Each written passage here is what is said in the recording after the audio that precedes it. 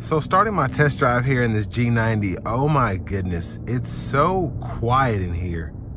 I was driving through the parking lot to make my turn out onto this main road, and I literally said to myself, wow, that is quiet. Just talking to myself, that's how surprised I was.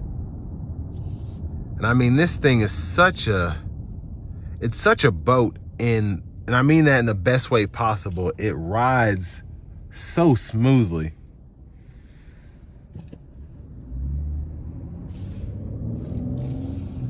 And it just, every sound from the blinkers to the way my hands feel across the leather to the massage seat, everything is, it whispers luxury. I don't want to say it screams luxury because it doesn't do that, but it's such a nice vehicle.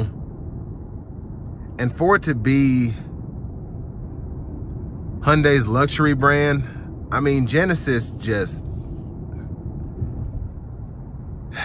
it almost, I don't even want to say it almost, in some ways it beats out Mercedes, but specifically for the price point, in my opinion. I mean, you're only paying 100 grand for this decked out G90. You've got a powertrain that pretty much matches an S-Class, a base model S-Class, and you're saving a little bit of money, and you get heated, cool massage seats front and back.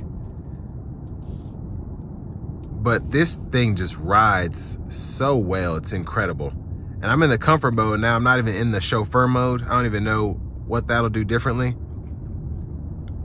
But another way that this shines is you get that rear wheel steering as well with the air suspension. So it's easy to drive. It handles just as smooth as you could think. Really, to get the full effect, you have to drive one of these, because it's uncanny how well this drives. So I'm gonna try to give myself enough space so that I can put my foot down just for a second. I won't get a chance to use a paddle shifter. This just, it's too packed out here.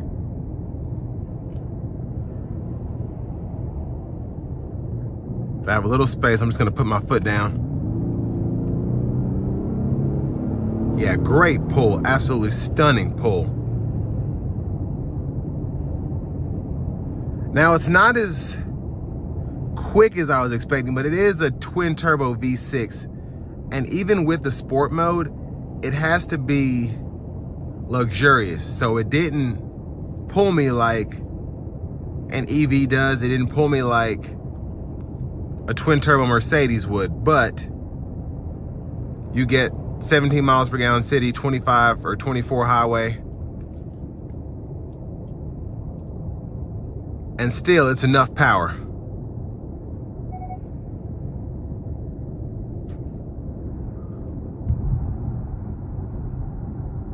But really, like I said, you want one of these vehicles because you either want to be chauffeured around, or you want to drive and feel like you're being chauffeured around, because this thing is just so comfortable, incredibly comfortable.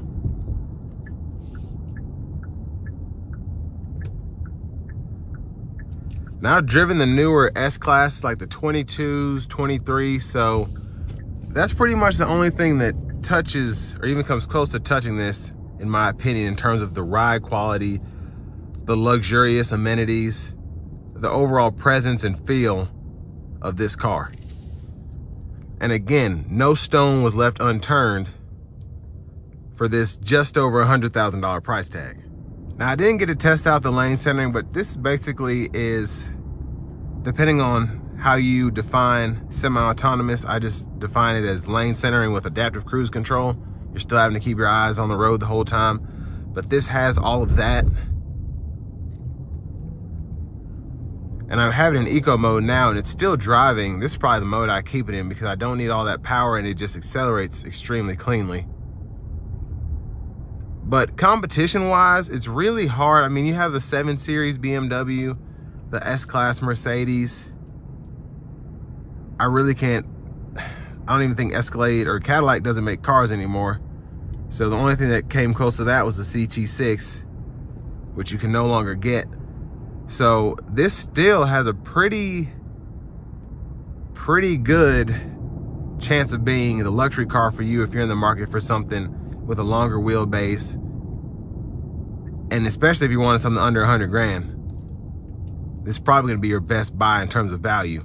And coming out of the stoplight, the auto stop was on, and when I let off of the brake, you could barely hear the engine cut on. I mean, just an impressive, impressive luxury vehicle. 10 out of 10 in my opinion. But with all that being said, this will bring me to the end of my review of this new 2023 Genesis G90 all-wheel drive.